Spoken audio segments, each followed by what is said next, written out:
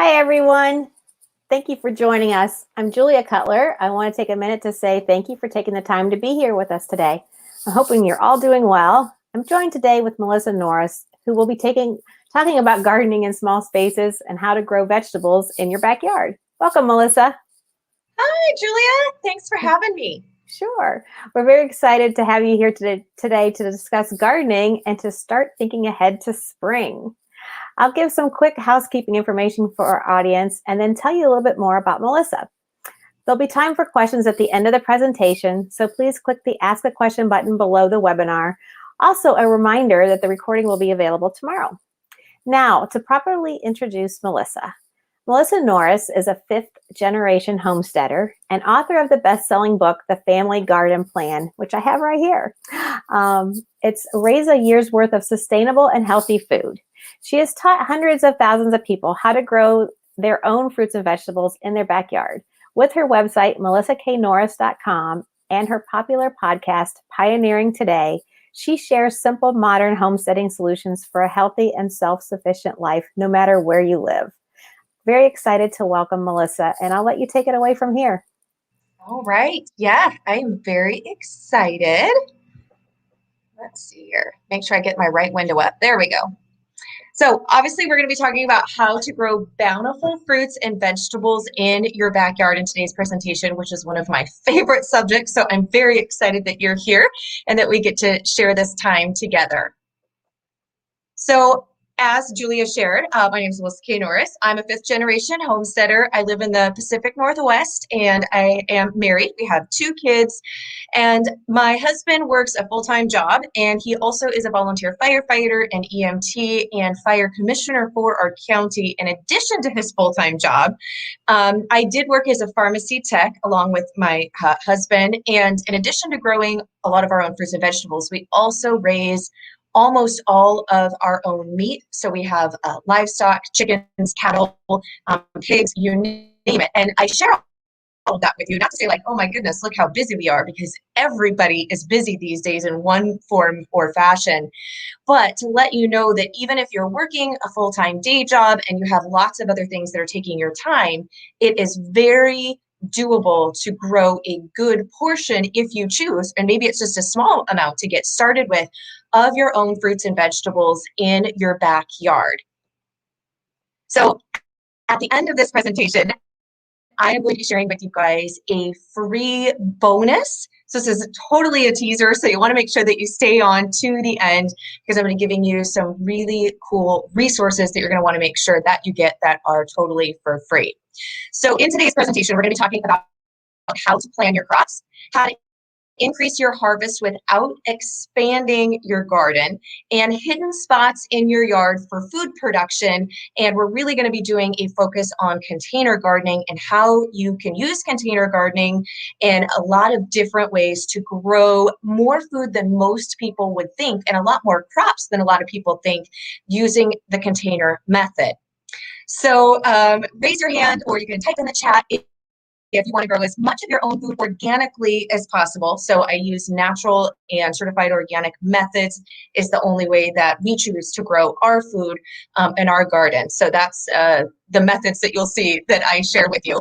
And also, if you don't have hours a day to spend in the garden, but you still want a great harvest and yield, because as much as I do love, I call it my garden therapy, being outside and getting my hands in the dirt, I cannot garden with gloves on unless I'm pruning like the raspberries that are scratchy. I find that I just want to get my hands dirty and in the dirt, and while I do love being able to do that, I can't do that for hours on end. It has to be in a very manageable time chunk. So I'm really excited. We're going to be sharing about growing vegetables and or some fruit types. So we'll be sharing about that, but in a container type system. And these aren't just theories or tips or best practices that have worked for me.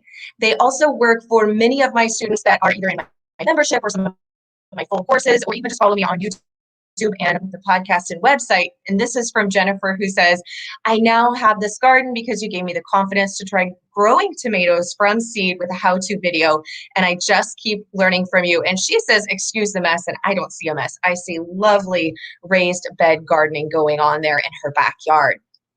So one of the things about gardening that I like to remind people is we're not just growing a garden. You truly are creating an infrastructure that is going to feed your family for years to come if you so choose to do that. So I like to give people the foundation so that they've got this infrastructure that they can build and grow up on, and it becomes a part of their regular everyday life and their seasons. So there are some definite pros of using a container gardening system. And even though my family, we have acreage, you probably guessed that, but when I said earlier that we raise livestock and chickens and pigs and all of that, so we have a lot of acreage and that we raise the livestock on, but our actual gardening space is done on just a half an acre of our yard. And that includes my orchard, my berry bushes. I have a high tunnel. We live in a cooler northern climate, so I can only grow tomatoes and peppers in a high tunnel, unheated greenhouse environment. However, even with a lot of space available to us, I still actually use container gardening for some of the things. So there's definite pros to using a container garden. One of them being is it requires less land and space needed. So even if you really don't have a yard, perhaps all you have is a really small area or just a backyard balcony or a patio or even a porch area, you can still grow vegetables and fruit without a large yard space. Another great thing about container gardening is in many cases, it is less susceptible to both pests and disease. And this is one of the reasons a lot of people love container gardening, especially if you might have poor soil, is you have more control over your soil as well as microclimates. And if you've never heard the term microclimate before, you're not really familiar with that in retrospect to gardening, we'll be going over that in a little bit more depth here in just a few moments.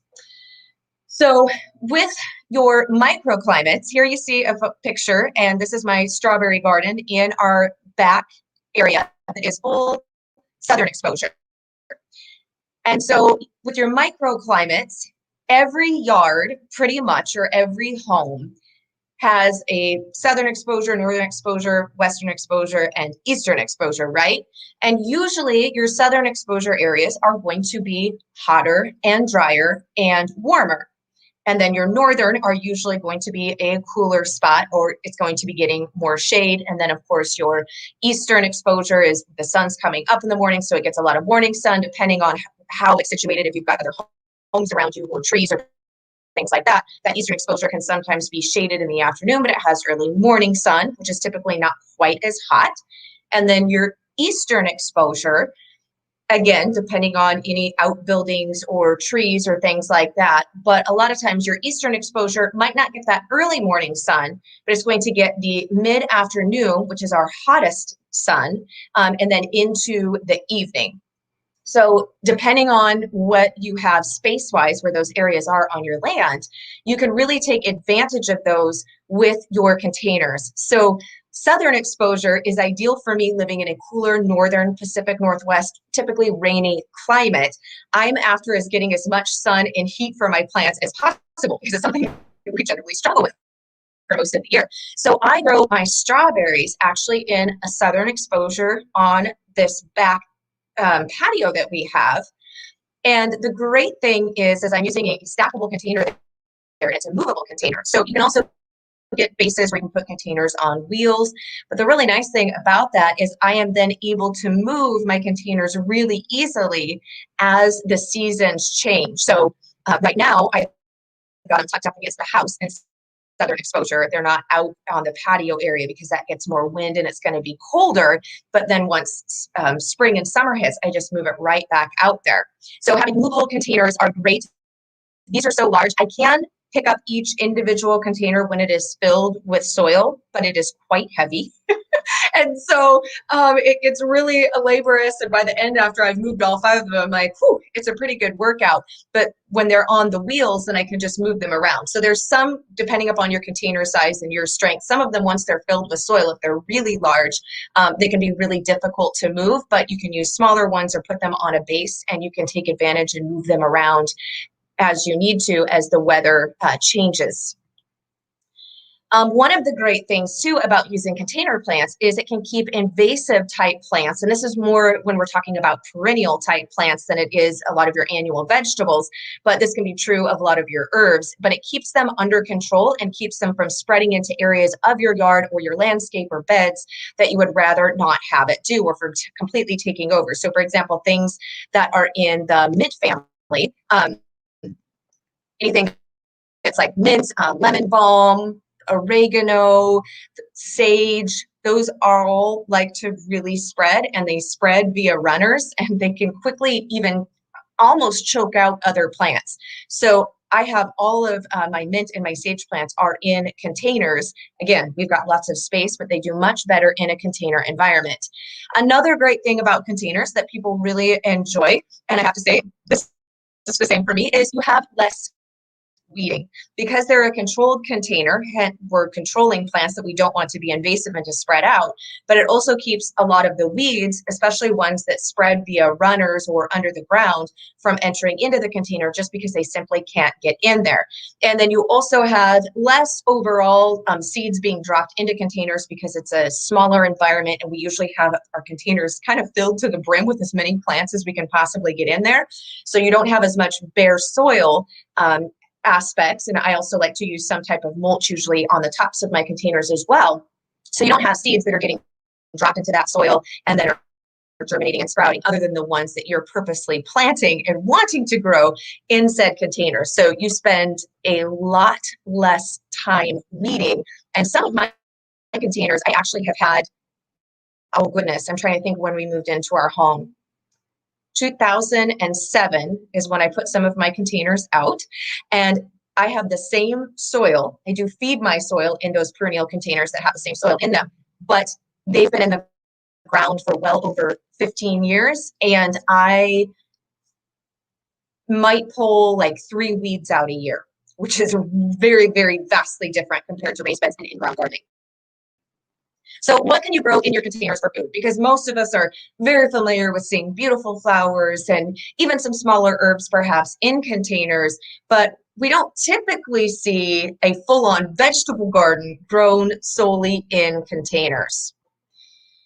So you can definitely do root crops. This is a picture of garlic. And most of the time people think containers, we don't think of a lot of root crops, but you definitely can.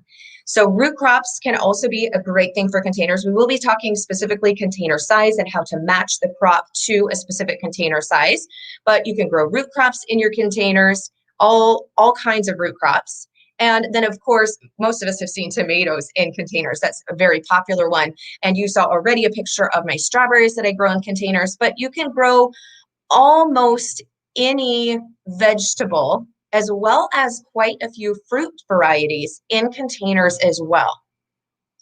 So crops to grow in 1-gallon pots. One of the biggest issues with container gardening is making sure you have adequate soil space for the plant in order to sustain it, and so it's got enough nutrients and or root room in order to grow and perform for you and not be stunted. So some crops that will grow very well in a 1-gallon pot size is going to be lettuce, chard, radishes, green onions, spinach, chives, parsley, and dill. And chives are actually a perennial. So if you plant chives in your 1-gallon pot, they will, in most climates, it's gonna die back during the winter months. So you'll think it's completely dead. Leave it alone, and it'll be one of the first things in the spring that begins to pop back up and regrow you more chives. The rest of these, of course, you're going to be replanting after you've harvested them because they are not perennials, but even smaller 1-gallon pots can work well for some of your perennial plants like your chives. Chives are also one of those herbs that can tend to really spread out over time because they are a perennial and they will spread out. They're not nearly as invasive as a mint plant or a sage or anything in that family, but they can begin to spread out over time. And so I prefer to grow my chives in a container for that reason. Now, crops to grow in a 2-gallon pot. So we're moving up a little bit.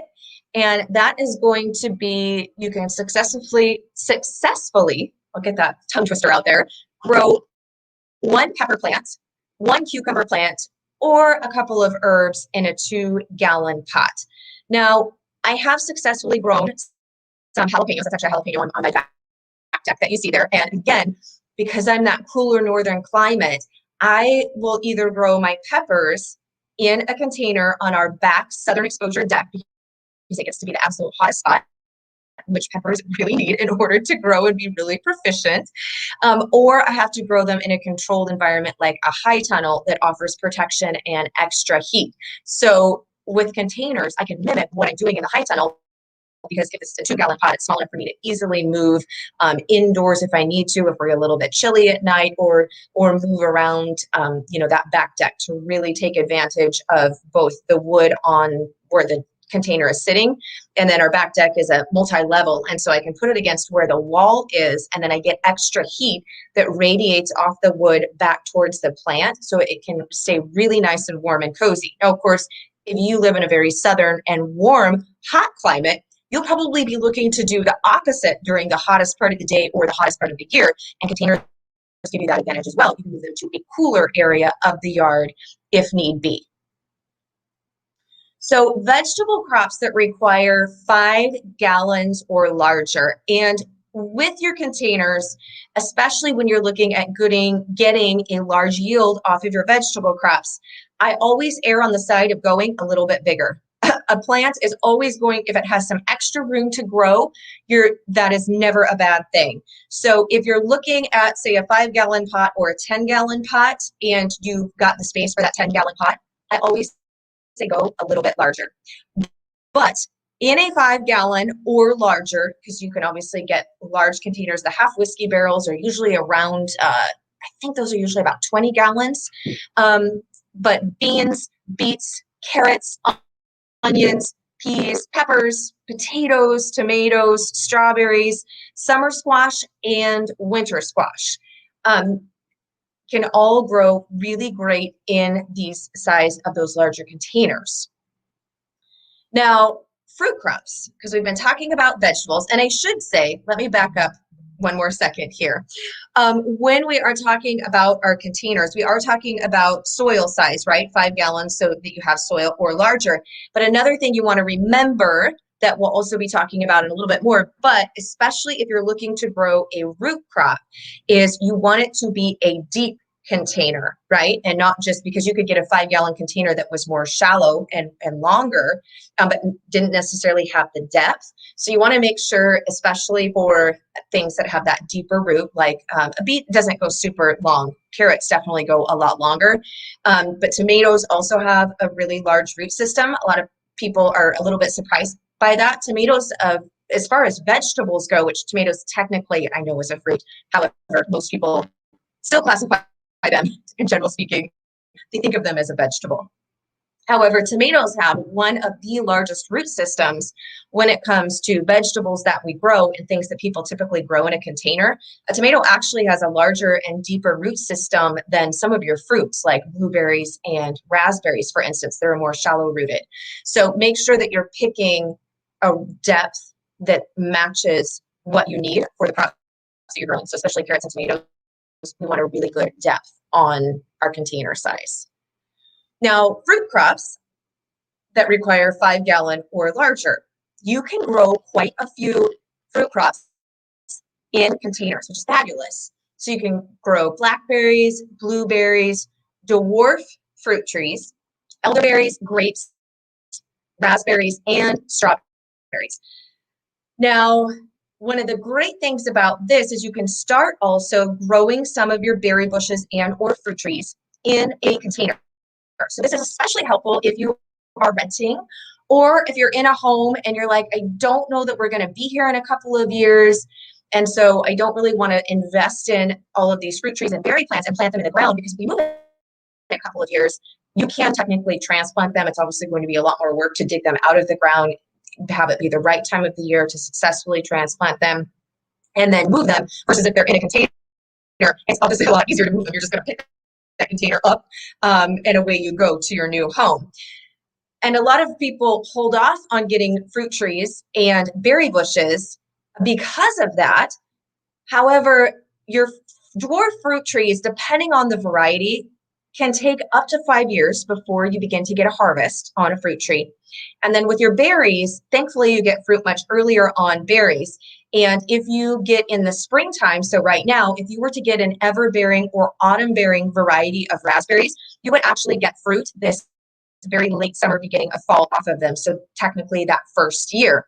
Same thing with strawberries. If you were to plant a strawberry crown or plant right now, or within the next month or so, come summer, you would get a harvest of strawberries. But one caveat on that with your strawberries, because they are a perennial, you don't want to let them fruit more than 2 berries on a strawberry plant that first year, because you really want all of the energy that the plant's leaves are creating to go back into the root system to create a really strong root system. So then that second and third year on strawberries specifically, then you'll get a really heavy, great harvest yield because you have a really strong root system. Now, strawberries are a little bit different than our regular berry bushes, because after 3 years, they really start to dwindle from that original plant on their production. So they have about a 3-year lifespan, but the good news is strawberries send out runners. So you will be able to replace that with the runners. So it sends out its little baby runners. You let those become the new plants.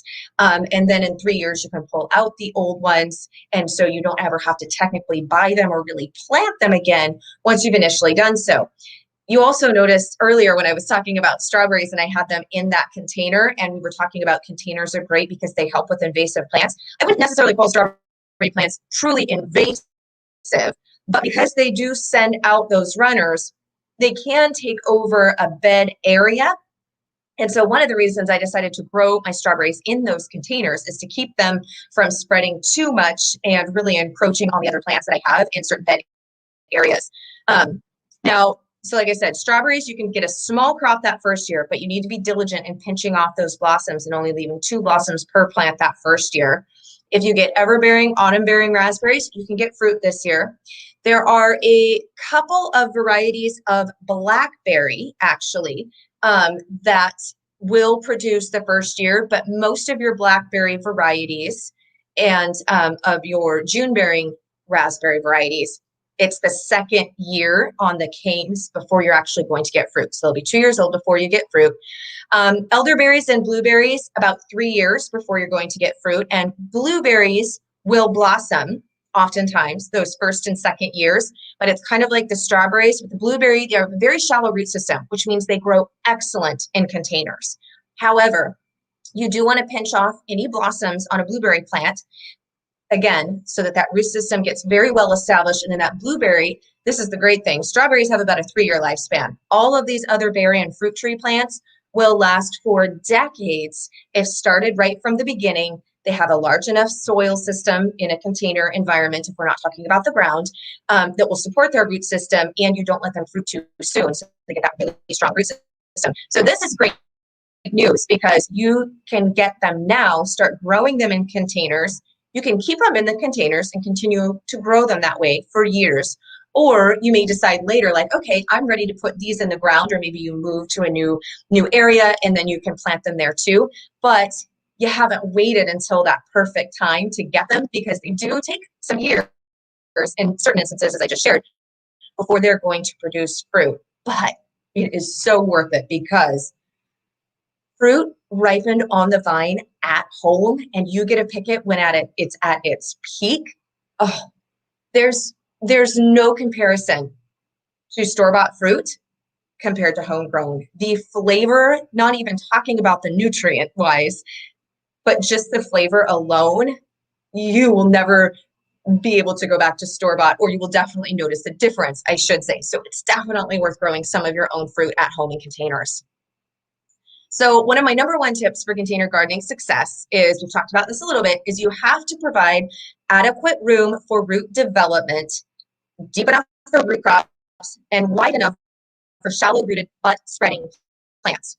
So it's really important that you go through and decide, these are the vegetables and or fruit that my family really likes to eat. We're going to be able to grow here in our environment. So for example, I live, as I've shared, in a very northern and cool climate. we are not hot enough here for me to be able to grow okra or sweet potatoes, at least without like a heated area, and it's just not worth it for me. So I just know right off the bat, even though I love to eat sweet potatoes, that is not one crop that we're going to be growing.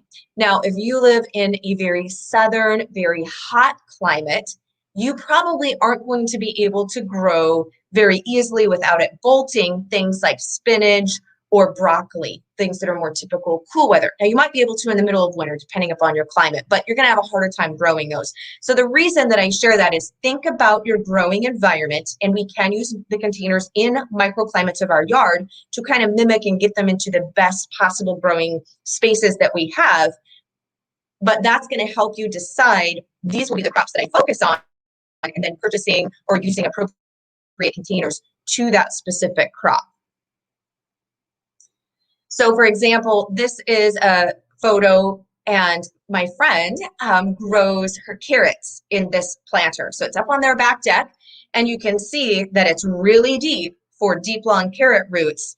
And it's fairly long because she wanted to have a really good harvest of carrots, and she can go at least 2 rows in there, but there's plenty of room for soil depth. So it doesn't take up a huge amount on their back deck, but it's definitely deep enough for really long, nice, pretty straight carrots. Tip number 2 for our container gardening success is you must have drainage holes. Now, even if you live in an area that doesn't get a ton of rainfall naturally, you still want to make sure that you have drainage holes, because you will have to be watering your plants that are in the containers, and you want to make sure that you don't get standing water at the bottom of the pot, because then you can have root rot and a lot of other issues happening. So drainage holes are key. And if you are purchasing containers from the store, typically they never have enough drainage holes. I almost always have to add extra drainage holes. Some of them, they don't even have drainage holes in them, which I sometimes wonder about manufacturers. Like, what was your actual intent for this? Obviously not setting people up for success. So you definitely want to have drainage holes. So you can just use a drill, a simple drill to put some holes in the bottom. So kind of my general rule of thumb is your smaller containers, so 1 to 2 gallons, you're going to want 1 to 2 drain holes. I would always rather have 2 small drain holes than 1 large one. If you get your drain hole to be too big, which sometimes I have purchased some containers that I thought were super cute that were smaller, and they have like this plug on the bottom that's meant to be a drain hole, but it's huge. It's like the drain size in a sink. And the reason we don't want that is because that is so large that you actually can have soil wash out the bottom of it. And so if your drain hole is too large, now if you purchase a pot and it has a drain hole that's large, you can put like some mesh or something in the bottom to cover that to help hold some of the soil in, but that will still allow water to drain through. But I prefer just to put in a couple of smaller drain holes in the bottom of the pot rather than 1 large one. Now your larger containers, obviously, the larger you go, the more drain holes that you're going to want. And I try to place them fairly evenly around the bottom of the container. So of course, you know, a 5-gallon bucket, I usually will put about 3 drain holes in. And then as you go up for a 20-gallon, up to 5 drain holes in the bottom. But it's really important that they have some type of ability to drain water. Oh, and I had a pretty picture to show you of a drill, talking about using a drill to make sure that the drain hole is small enough that you're not losing a bunch of your soil, but that water can still adequately flow through and out of the drain hole. So sorry about that. I didn't show you my pretty picture when I was talking about it. So tip number 3 for container gardening success is the correct soil for drainage. This is something with container gardening that I see a lot of people have issues with simply because you don't know what you don't know.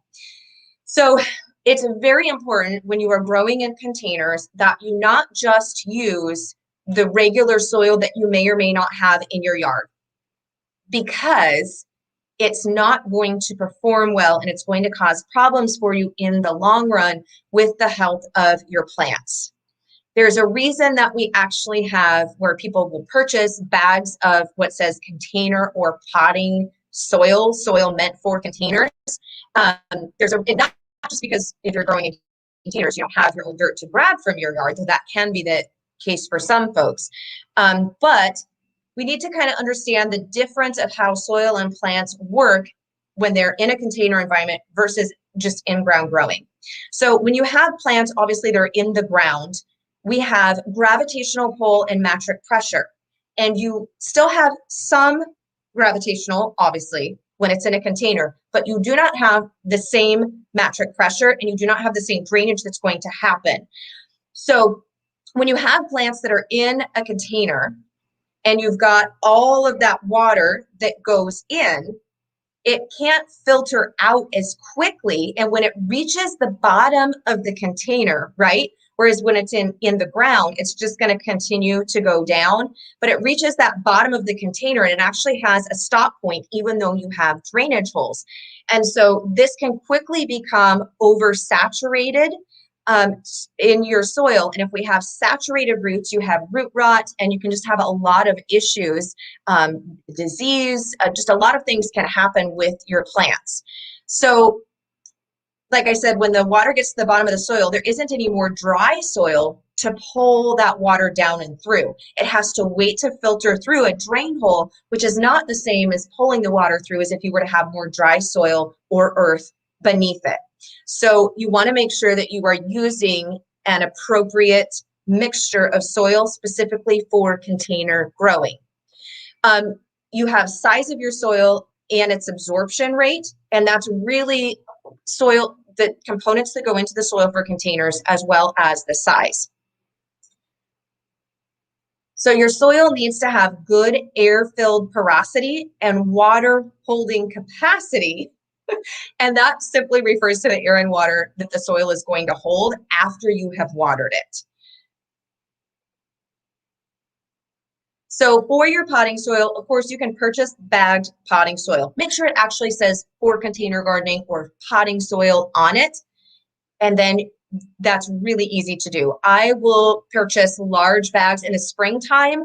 Costco has organic container bagged potting soil for the best price that I have ever been able to find. So usually every spring, because they only carry it in the springtime, as soon as I see that come up at Costco, because as I shared, I only use organic or OMRI certified products in my garden. I will grab some of that. Of course, all of your your big box gardening stores will carry bagged potting soil. You can order it online. I've ordered it online before. Like, there's lots of options for your potting soil. You just want to make sure it says for container gardening and or potting soil. Now, if you are a do-it-yourselfer, I am a homestead do-it-yourself type of gal. I really like to do anything I can myself. You can make your own potting soil if you wish. And even though I am typically a big do-it-yourselfer and I like to figure out how to do things all on my own and be self-sufficient, I will be honest, I generally, and this is probably because I don't grow all of my stuff in containers. We do a mix. I do just purchase a big bag of potting soil from Costco for I want to say it's between $10 and $12. However, you can do a homemade mixture, and it's equal parts, 1 gallon each, of sterilized loam soil, moist coarse sphagnum peat moss, followed with coarse sand, perlite, or vermiculite. And I always say that last word wrong. Sorry on that one, my pronunciation. Now, one of the key things, and this is the Pennsylvania State University on this homemade mixture of making your own potting soil that's been formulated for all of those things that we shared, of course, of soil size, holding water, air, and all of that we need for our plants. Because the issue if you're using soil from your garden is it tends to get very compact very fast. And the plant's roots, even though they are buried underneath dirt, they do need to have a certain amount of air in there. And so when we have in-ground gardening, that's why a lot of times people will add organic material like compost and shredded leaves, because that all breaks down and helps create a nice loamy soil. But when we're talking about in a container, it's even more important because we don't have that metric pressure and the normal gravitational pull. It's also why they say sterilized, is because when you're in the regular ground, this is especially true for seed starting, but they even do recommend it for a lot of your container plants, you can have bacteria or fungal-borne different diseases that are just living kind of dormant in that soil. And so once you put them in and you put a plant in there, if it's a disease that that plant is susceptible to, you really won't know until the plant is showing signs and or it dies. So that's why it's really ideal that you start with sterilized. And that just means it's been heated to a specific temperature that will kill any of those soil-borne either bacteria or fungal diseases, plant diseases. There's still all of the different macro and micronutrients that plants need, nitrogen, magnesium, copper, all of those different things are still in there. It just means sterilized from the point of disease control. Okay, tip number 4 for our container gardening success is watering. So watering is really important when it talks about container gardening because we don't have as much soil mass, right, as you do when something is in the ground. We've kind of covered that. And because it's above ground, your container plants will require watering more frequently than raised beds and especially an in-ground garden. So the good news is they're smaller, so it doesn't take a lot to water them. A watering can is very sufficient. Now, depending upon how many containers you have and the size of them, you can still even use like a soaker hose and wind a soaker hose through your containers if they're all really close together, and use a drip irrigation system like that if you wish. For my containers, I've got the big vertical one that I showed you, which was the strawberry stacking that I have strawberries in. You can grow a plethora of those in them. That actually has, what's really cool is it has at the top, like a holding, it's not a pan because it's like a hard plastic, but you pour a bunch of water in there, and then the system has a drain that goes all the way through, and it'll water each individual of the containers in the stacking unit. But I also have quite a few, I'm trying to think. I've got 4 large half whiskey barrels that I grow things in container wise, and then some other herbs that I grow. And so I just have a 2-gallon watering can, and I go through in the heat of summer in August, which is typically our only hot month here in the Pacific Northwest. I will check in the morning and water my container plants. And then I will check them again in the evening on days where we're, getting 85 degrees Fahrenheit or up. And sometimes I have to water them twice a day, especially if it's like the 1 or 2 gallon pots. Sometimes I have to water those morning and evening. They just dry out so fast. Now the larger containers, I just check them. And it's only during that hot part of the summer that I will typically need to water them once a day. But like my regular in-ground garden and even my high tunnel, I only water those maybe once or twice a week if it's a really hot dry spell. So just a little bit of just to show you kind of the difference there on the watering. So it is very important that you do check more often your container plants for water. Very important. And it's also important, 1, you've got proper drainage in there, and 2, when you're watering in your container plants, we don't want to overwater them. So I just check, and I will just stick my finger into the top, and you want the top inch of the soil to dry out between watering times. But if you go down and below an inch on that top soil, if it's dry beneath an inch, then it's time to go ahead and give that another watering. Okay, tip number 5 for container gardening success is we're going to talk a little bit more about container types. So of course, I was sharing, you definitely have some vertical options. So if you're short on space, this allows you to really stack up, and it's also really fun. I do a mix of strawberries in those 4 tiers, and then I actually do my holy basil, tulsi, and some of my other herbs, and I put a 5th one on top in the middle of summertime. But it's really fun. You can do trailing plants, you can do beans. So this is great because you can move it and you can grow a lot in a vertical area, and it's only a small amount of actual square footage because we're taking our growing space and we're going upwards. Of course, plastic containers, they may not look the prettiest, but they are easy to use. They're easy to get. You can definitely reuse any buckets. You want to make sure that, whatever was in the bucket before you're using them for a plant, that it was, something that you don't mind having your plants planted in if it were to get contaminated, that type of thing. I probably wouldn't use a bucket that had gasoline in it, for instance, or motor oil or something like that. But just, regular plastic buckets can work great. 5-gallon ones, 1 tomato per 5-gallon. I wouldn't try to put more than 1 tomato in a 5-gallon pot. And again, I prefer to try to grow my tomatoes in even a larger container than 5-gallon just because of that expansive root system, but a 5-gallon will work just fine. You do want to beware. I know it's a little bit, sorry guys, I am at my church's office because I live so rurally, my home internet does not allow for a live presentation, and I don't know how to shut their phone off. Sorry. I'm going to try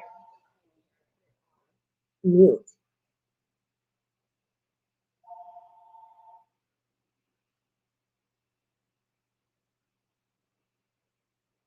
Okay. There we go. Sorry about that. You want to beware, especially if you live in a warmer climate, of dark black plastic containers because they will dry out faster and they're going to get hotter in the summer months. So just be kind of cognizant of the color. I have some flowers in a little black pot, but I've got so much stuff. I actually will even put containers amongst some of my regular perennial beds there at the back of the house, but you do want to be aware of that. Now, it's another great option. These definitely look prettier than some of those plastic buckets, but that's going to be terracotta and clay pots. Some things to consider when using the terracotta and clay pots is they are porous, and so water tends to evaporate faster than plastic. This is good on one hand because it can keep plants cooler because it allows for more airflow, but because of that airflow, you may have to water more often. Also, if you leave them out, once you get freezing temperatures, if you're in an area that has freezing temperatures, they can crack in the winter if water gets trapped inside them because it'll freeze and expand, and it can crack and or shatter the pot. Of course, wooden planters like half whiskey barrels are some of my favorites because they're a larger container. They're both deep and wide, so you can plant a lot of different plants in there. I can plant pretty much anything that I want, a root crop versus a tomato, even some of my dwarf fruit trees, berry plants, all of those I could put into a whiskey barrel. Some of the cons, of course, of doing a wooden planter like a whiskey barrel is over time, especially if you live in a wet climate, they can rot.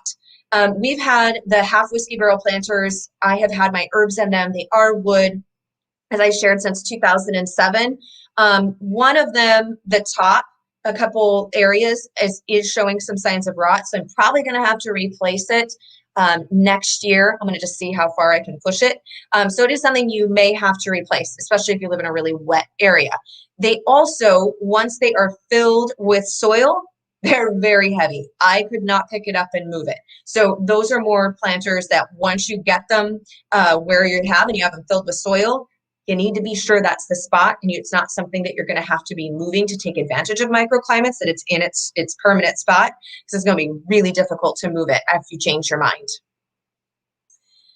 So you may still be having some questions about knowing how to do companion planting or crop rotation, combating disease and pests organically, starting seeds and having healthy starts, and if you are doing fruit trees, how to prune them correctly, fertilizing. There's so many other aspects of gardening, and I wanted to make sure that I left plenty of time for your guys' questions.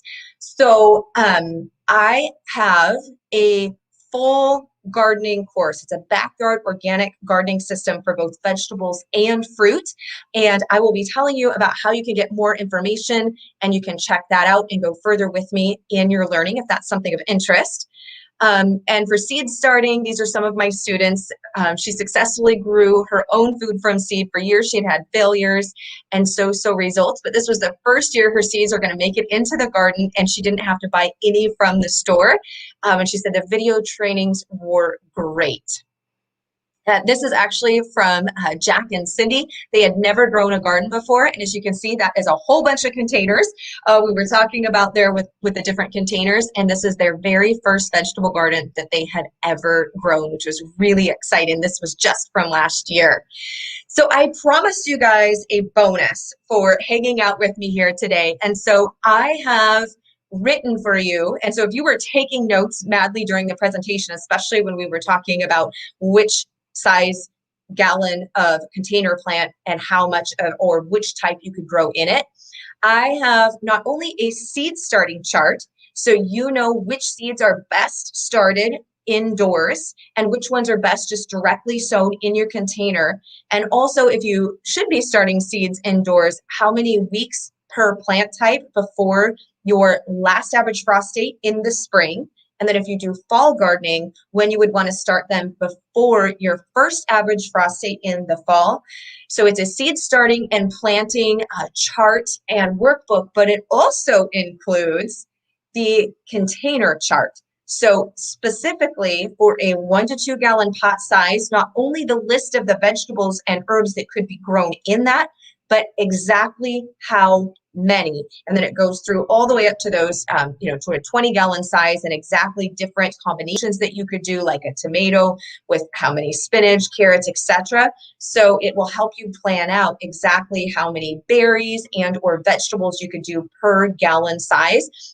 And all of those charts that you're going to be getting absolutely for free are in my book, The Family Garden Plan. So those are the charts taken directly from the book. And I wanted to give that to you guys for free for hanging out with me today and to help you have success with your container gardening and growing containers.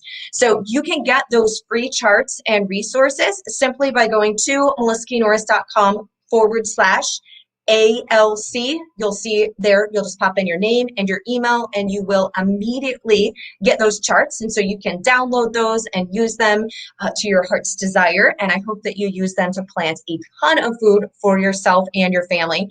And then you'll also, if you go and grab those free charts, you will get an opportunity via email tomorrow from me to join or to check out my full gardening course at over a 50% discount, which you won't be able to find anywhere on my website. It just shows the full price if you go and hunt that up, as a thank you for getting the charts and for hanging out with me today and to help you. And there's also some really cool bonuses that you get if you decide to take advantage of that and join the full course tomorrow. But you can absolutely go and get right now for free those charts that I just mentioned. So I want to make sure I leave enough time to do some questions. So Julia, my friend, if there are any questions, please let me know what they are, and we'll get started with that part. Yeah, Melissa, there are so many questions. I'm just going to jump right in. So first question that I saw quite a lot, is March too late to get started on a garden? No, March is not too late at all to get started with a garden. You still have plenty of time to grow a lot of things. In fact, depending on when your last average frost date is in the springtime. So for example, my last average frost date is not until the end of April, just to give you a little bit of reference. And so when I plant warm weather vegetables outside, like beans, corn, tomatoes, peppers, summer squash, winter squash, all of those things, I don't even plant those until mid-May. And so this week is when I actually begin my seed starting on those tomatoes and peppers in the house. And that's the only thing that I'm starting right now. That's this week. So you still have plenty of time to start a garden. And this is actually one of the best times of year if you plan on growing some berry plants, especially in containers, or strawberries. Strawberries and raspberries you can get as what we call bare root crowns. So they just send you, it basically looks like a root ball, and you're going to plant that right now. This is the best time to do so. In fact, it's when a lot of the nurseries, you can also order online. This is when they actually carry them. So it's a perfect time to get started gardening. Okay, good. Good to know. And another question that is recurring here is a lot of people have started container gardening. So they're wanting to know the soil that's in there from previous gardens. Is it okay to use that soil over again? And do they need to sterilize it? You know, if you've already got that soil in your containers and you've already been gardening with it and you haven't seen any signs of disease, just keep using it. I would not dump all of that soil out. There's best practices and then there's also practicality. And I tend to kind of go right in the middle. So if you had plants growing in that, then no, I would not take it out and I would not sterilize it. The only time I would is, for example, if you had a container and you were growing tomatoes in it and it developed blight or had very obvious disease or all of the plants died, then yeah, I would go ahead and get new soil.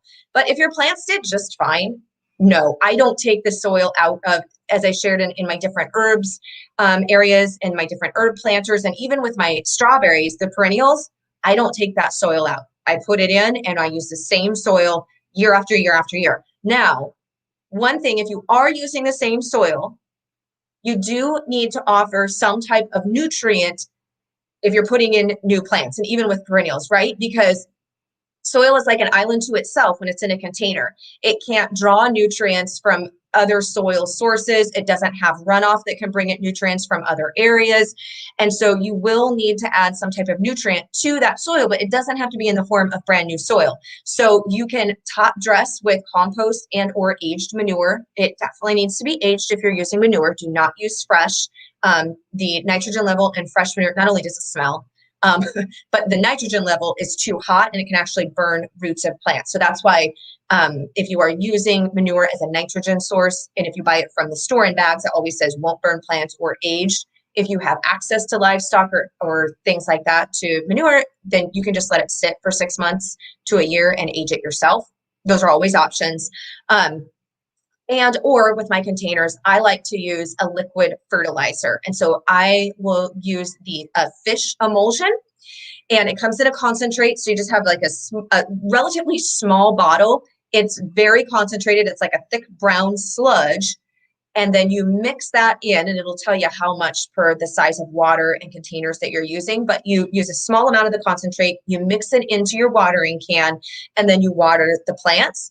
And that helps to provide excellent nutrients as well. So if you're reusing the same soil year after year, which I do, I will put some compost on at the top, on the top layer, just do a top dressing to add some added nutrients that way. And then throughout the growing season, especially if it's a perennial plant, not during the dormant time, so not during the winter, once they begin to leaf out and grow again in the spring, then about every 2 to 4 weeks, I will just water with a little bit of that fish emulsion and they're good to go. Okay, good to know. Another good question that's reoccurring, and one for myself as well. What do you do about like deer, rabbits, all those pesky little animals that you love to see in the yard, but not when you have a garden? Amen. We don't love to see them nibbling on our plants that we want to eat. Yes, very true. So you've got a couple of options. It's actually easier with containers than it is with an in-ground garden. Of course, honestly, the best methods are barrier type methods. Now, you can try using like spinny things that will cause motion, especially for deer. People will try, saying using like a bar of ivory soap because animals don't like that scent. If you like, I have my husband and my son get their hair cut much more frequently than my daughter and I. So the scent of human hair will make animals not want to come near. So you can actually, I know it sounds kind of gross, but you can just put hair, like put it in a little nylon mesh bag so you can still smell it, but it's not like rolling around everywhere. But with any of the scent methods that's meant to repel, over time, the scent goes away. So the scent method can work, but you're going to have to replace the soap. You're going to have to replace the hair. I've had so success with it, mainly if you just have to be diligent in order to replace the scent so it stays strong. So not my necessarily favorite, but it can work. Now, depending on if it's like an animal that digs, some people like to do a little bit of like hot, like red cayenne, like hot pepper and sprinkle it on the top of the soil as a deterrent. That can be an option. Sometimes people like to do like a mixture of garlic and hot peppers, and you soak it in water and then spray it on the plants as a deterrent. So there's lots of different methods like that, but really, honestly, barriers work the best unless you have a dog that can chase away squirrels and deer, etc. Which I have a dog, but he doesn't tend to do that very often. So barrier method works great. And what I mean by a barrier method is if it's squirrels that are digging down into the pot, especially, is to put a layer of hardwire cloth on the top and then just plant the plants up there. And that will keep them, especially if it's like bulbs or from digging up like a carrot or root plants. You will have to cut little holes just for the top, obviously, of the top of the beet, the top of the carrot that comes through. That can be an option. What I do, especially for our berry plants and our fruit trees, and this is for both birds and deer, is like tulle. You can use tulle, like netting. There's lots of different nettings that you can buy. You can also use tulle, but you can just create, just drape that netting over it, secure it to the pot, and that's going to keep them out. So the barrier type methods have worked. They're just like the surefire thing. Those work the best for us, and I don't have to mess with them other than putting them on. And then when I want to harvest, lifting them up, harvesting, picking the berries, and then securing them back down, to keep them out. Okay, those are good Good recommendations. And then kind of along those same lines, not the four-legged animals that we can see, but you know how you get like the little pests, like the slugs and that sort of thing. I know you want to keep those organic pest control. What kind of suggestions do you have for that? Yeah, so it does depend sometimes upon the pest specifically. However, slugs in the Pacific Northwest, we have like, it's funny, I thought everywhere had the same size of slugs until I did a YouTube video showing our slugs, and I had people say, I have never seen slugs that large before in my entire life. So apparently we have mammoth slugs here, but slugs are a definite plague. So for most insects, Dimectus earth, food grade, I always say it wrong. I think it's actually Dimectus earth. It's crushed up little seed shells into a very fine powder. It does not cut mine and your skin. You can take it internally. Make sure I always buy food grade. I don't take it internally. I could if I wanted to, but I always buy food grade because I'm going to be using it on my edible plants. And so I want to make sure I'm using food grade, but it is an organic method. And what it does is it's sharp enough that it does not cut you and I, but it will cut through the slugs, and it will also cut exoskeletons of any type of like little beetles and insects and swash bugs and all those kind of things. And so you sprinkle that either on the top of the plant if it's for flying insects, and then also around the base of the plant to keep slugs or anything that would be obviously getting to it by crawling across the soil or the mulch, whatever you have. The only caveat to it is if it gets wet, so super heavy dew and or rain, it loses its sharpness and its effectiveness. So if I'm somewhat dry, I can use it for the slugs. So it's going to depend on your climate and the weather. But if you get a big rain, it's just going to make it non-effective and it washes it away. So eggshells do not work for deterring slugs. There have been different studies done. It's kind of a gardening myth. Eggshells are not sharp enough. Slugs crawl right over eggshells. Doesn't matter if I have them ground up, how sharp I have them, fragmented. They don't deter the slugs at all, in my experience. So because we do like to use organic methods, for slugs in particular, is being diligent, and any like logs or things like that or pieces of wood around the garden, what they will go under there and hide during the day, and then they'll come out at night.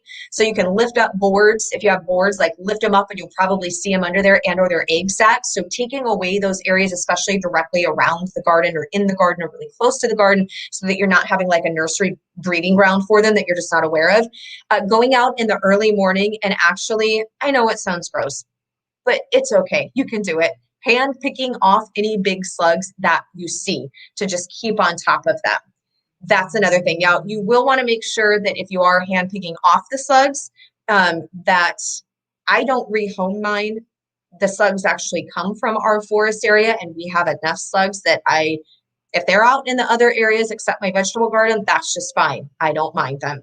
But you can put them in a bucket of soapy water and it will kill them. Don't put them in just a bucket of water. They won't drown. They'll crawl right out. I don't use salt. Salt will kill a slug, but we have so many slugs that if I were to use salt all around my garden, and you don't want to put salt around your plants because you don't want to create salinity into your soil. You don't want to be adding salt into your soil because that would be adding way too much salt into my soil for my plants. One of the other things that I have used as well is beer traps for slugs. Beer traps work exceptionally well. Get the cheapest beer that you can find. There's no reason to spend money on good stuff. Take a can of beer. You want to put it in a shallow dish. A Frisbee works very well, turned upside down. Any type of shallow dish, you pour the beer in there, set it next to the plants that the slugs are bothering, and they will come into there and die a very happy death, but they go into the beer and then they die in the beer. So you will have whatever the shallow dish is full of slugs the next morning. So you just have to, every day or so, once it gets full, you're going to have to dump it out and put some fresh beer in there. It works phenomenally well. The other thing that can also work is using it is food safe and it's OMR safe, OMRI safe, which is also an acceptable form for organic certification gardening. Apparently I've been talking for almost an hour straight. I'm getting tongue-tied. You can use that. And it's like these little white granules and you sprinkle it around the plant. And it does work really well after in a really heavy wet climate like mine, where you're getting lots of rain. After about 2 weeks, it tends to lose its effectiveness, but it can be very effective for a couple of weeks. But really, if you live in a wet area, those beer traps work the best for the slugs. Okay, great. And then finally, I think we'll wrap up with this question. What are the best fruits and vegetables that you suggest beginners start when creating a garden? Oh, that's a great one. Really like lettuce is such an easy one to grow. It's fairly fast growing and you can get all kinds of beautiful lettuce. Lettuce actually can almost be like a landscape in itself. There's speckled lettuce, there's dark red, ruby red lettuce. Of course, there's green. Lettuce is really easy. You don't have to have a large container. It's not temperamental. It can handle cooler temps, and as long as you don't get it super hot, there's a lot of different varieties that you can look for that won't bolt, so it kind of can grow almost throughout the whole year depending upon your climate, but you've got a longer growing span, I should say, of it. That's a great one to start with. Another one that's really easy to grow and great to start with is also radishes.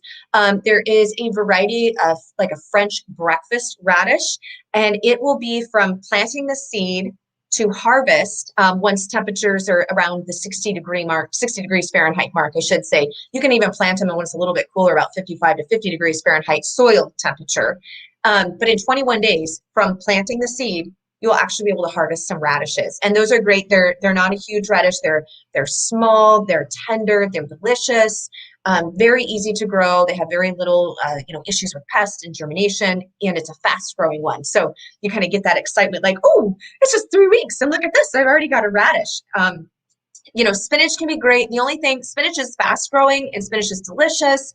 We can use it in a lot of different things. You can use it like lettuce, but then we can also cook it and have obviously steamed spinach or put it in different dishes. But if you are hot in the summertime, spinach will bolt quickly. And if you don't know what bolting means, it simply means the plant goes to seed. And so all of a sudden it just sends up the seed stalk and this flower blossom, and then it stops growing the leaves, and any leaves that are left once it goes to bolt are very bitter and usually an undesirable flavor. So spinach is best done earlier in the spring if you live in a really hot climate, or early in the summer. But it's also a fast growing one, very easy to grow as well. All right, that sounds great. I think we're all ready to get started on our gardens. We have a lot of information. Thank you so much. And again, grab the free charts and the resources. I think that was so generous of you to offer the 50% discount. Again, how do they get that? By emailing you or by going to the website? Yeah, just go to melissaknorris.com/ALC. And when you jump on there, if you go there, you'll see where it says put in your first name and your email, and you'll just click the button that says send me the charts, and I will send you the charts right then and there. Okay. And then right below this video link, you will also see a link to get the book. It has a lot of great resources in here as well for planning your garden.